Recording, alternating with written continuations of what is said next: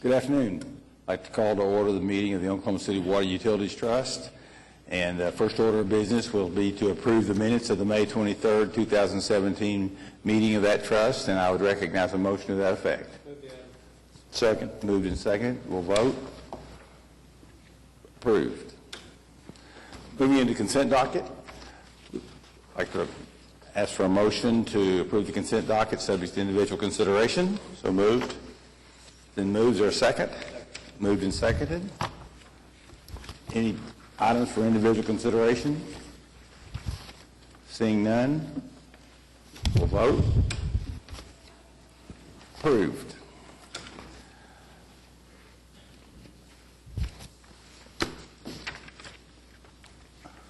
We have one item under the concurrence docket. Concurrence. Okay. Move approval. Been moved. Is there a second? Moved and seconded. We'll vote. Approved. We now have a couple of items for individual consideration. First one is a presentation on project SB 35, which oversized sanitary sewer lift station installation and oversized sanitary sewer force main and gravity main extensions to serve the Native Plains development and other areas under policy B1 procedures, and to receive the application, Raven Investments, LLC, an Oklahoma Limited Liability Company, and successor by merger to J&J Properties, LLC, project SB 0035, oversized sanitary sewer lift station installation and oversized sanitary sewer force main and gravity main extensions to serve Native Plains development and other areas under policy B1 procedures, Pennsylvania Avenue and 1/2 mile north of Southwest 164th Street to Santa Fe Avenue and 179 Southwest Street. Estimated purchase price of $553,595. Is there a motion for approval? Second. Okay, and there's a presentation.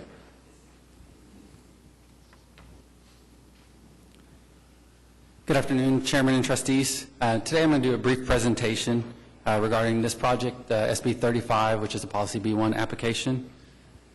Before we get into the specifics of this project, I wanted to briefly go through the background on Policy B and B1. It's our process for getting sewer oversized to serve basins. And next we'll discuss the proposed area for development and the current services that are available and some of the challenges it faces. Then talk about the wastewater solution to get service to the area, and then talk about what the cost impacts are for the developer, for Aquat, and some of the benefits that are seen by doing this as a Policy B1 application. So brief background on Policy B and B1.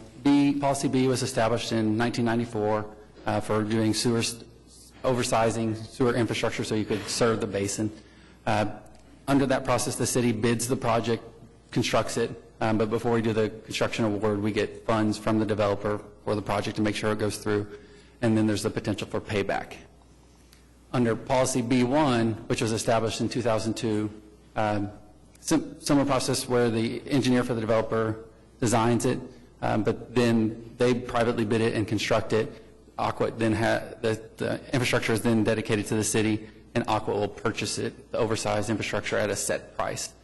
The set price for both Policy B and B1 is $3 per inch diameter per linear foot of oversized pipe.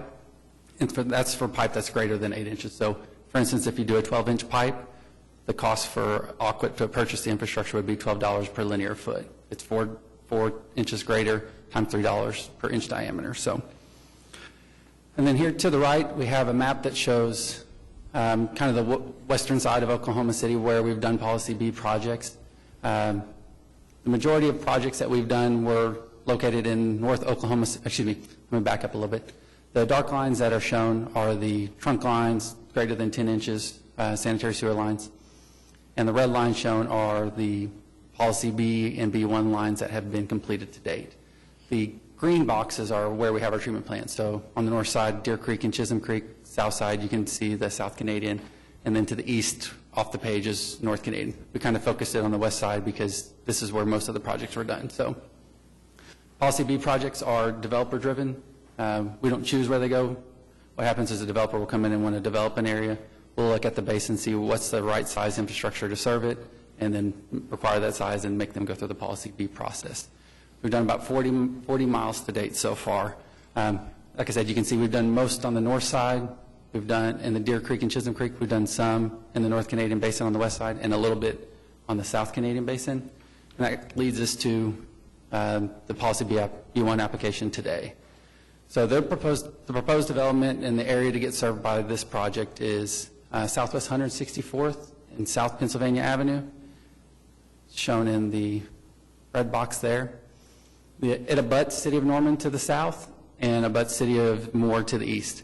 We have water infrastructure that's available here. We have large transmission mains that are coming from Draper on 164th Street, and we have T connections that are available to serve these developments. The problem that we have is there's not a gravity sewer solution to serve it. We don't have any facilities available. Everything is generally flowing southwest. And we can see it a little more in detail here on this map. So this map shows what's the existing condition. Over there on the left side of the sheet, or on the left side of the screen, is the South Canadian Wastewater Treatment Plant. The red line, sorry, that's a little hard to see, is the existing interceptor that's coming in to serve it. And the area that they're proposing to develop is located east of that creek, so there's not really any infrastructure here. So what's happened so far is in 2016, Project SB 36 was completed to install a 24-inch main. That brought sewer service across the creek and across Pennsylvania, but it can only serve a portion of the Native Plains development by gravity.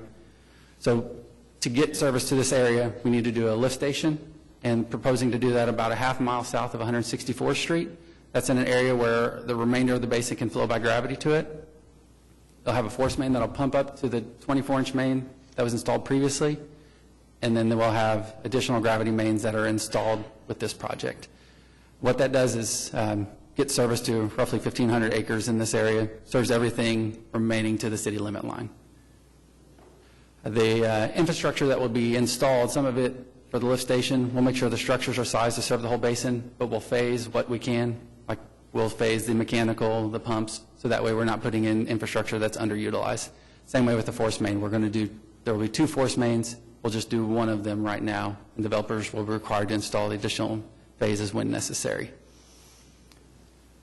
So kind of to summarize that, developer will be doing a Policy B1 project. That's what we're proposing. Their estimated cost for the construction is $1.9 million. The engineer, SMC, has been hired by the developer. They've prepared plans. The plans have been reviewed by staff. And if the application is approved, and once we go through a final plan approval, developer will hire a contractor that's pre-qualified with the city to build the project. They'll finance the construction and pay all the contractor claims. Then once the project's completed, the improvements will be dedicated to the city. Aqua's estimated purchase price, based on the quantities we have, is a little over $550,000 using the Policy B1 procedures. This is a little over 25% of that cost. So what are the benefits by doing this? We get infrastructure that's right-sized for full build-out. We get the structures built to what it needs to be, the pipes built to what it needs to be. We're phasing the items that could wear out, so that way they only are installed when they're needed. And it prevents the city from having to install relief mains at a time when development has already occurred, which is more costly. It's a lot more costly for us to put in infrastructure in developed areas. So with that, I'd be happy to answer any questions that you guys may have regarding this project or the application.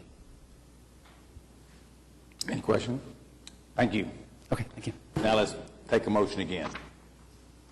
Move the application be received. Moved and seconded for vote. Approved. Thank you. Second item.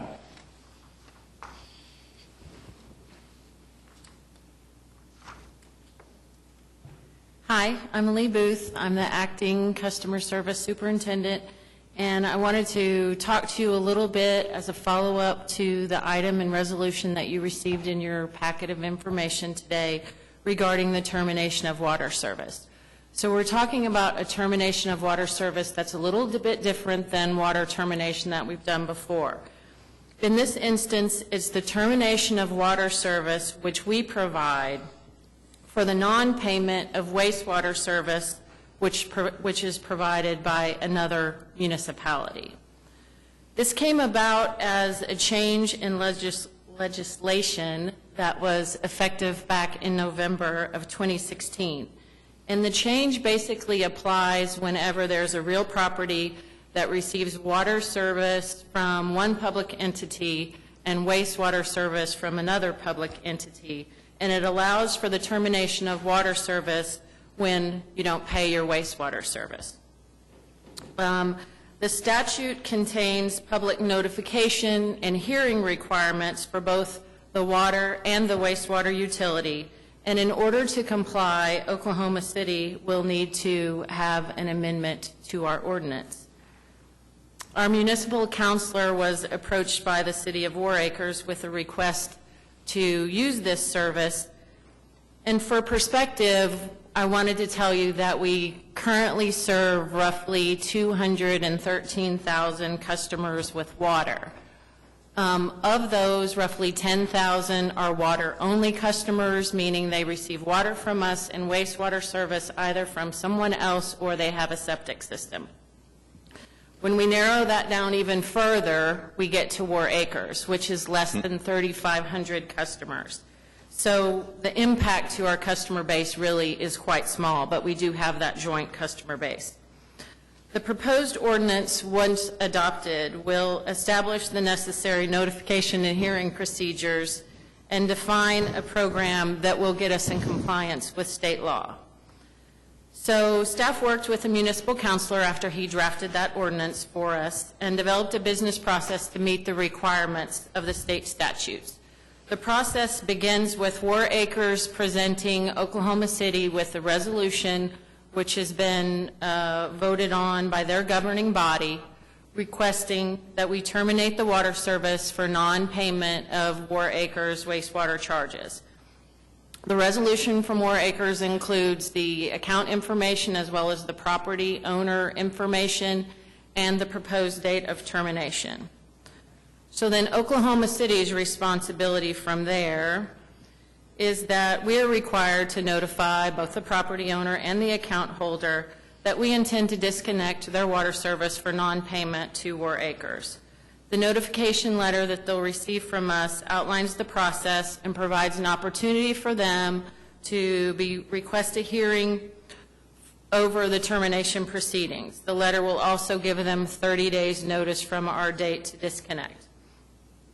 The service disconnections in this process will be handled in the same manner that we disconnect other customers, other water customers.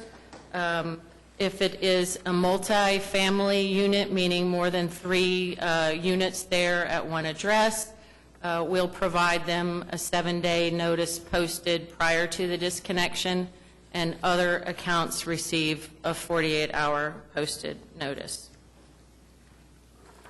So following the interruption of service, if the account's not paid following the interruption of service, the statute requires that prompt action takes place. So once the account holder or property owner satisfies the debt, War Acres is required to notify Oklahoma City within 1 business day, and then we are required to restore the service within 1 business day. So funding for this new service will be borne by those who utilize the service. So our Oklahoma City customers, those fees are already established in Chapter 60. That includes the $20 48-hour posting notice as well as the $25 reconnection notice if your service has been interrupted. There will be administrative costs associated to this, and those will be recovered through fees that are charged to our customers that are outside city retail service. We anticipate that War Acres will make an initial request of probably less than 15 customers, but that requests for this service will likely increase over time. It's probably going to be pretty effective for them to help them recoup some of their wastewater debts. The workload and additional staffing needs will be evaluated as the program matures. That's it. Any questions? Any questions? I know we never would, but what happens if we don't restore service within 1 day? We will. We're required to, so we will. Other questions? Thank you. Thank you. Recognize a motion. Move the resolution be adopted. Is there a second? Second. Moved and seconded. We'll vote. Approved. Any items from trustees? General Manager report? Not at this time. None at this time. Any citizens to be heard? Seeing none, we are adjourned. Thank you.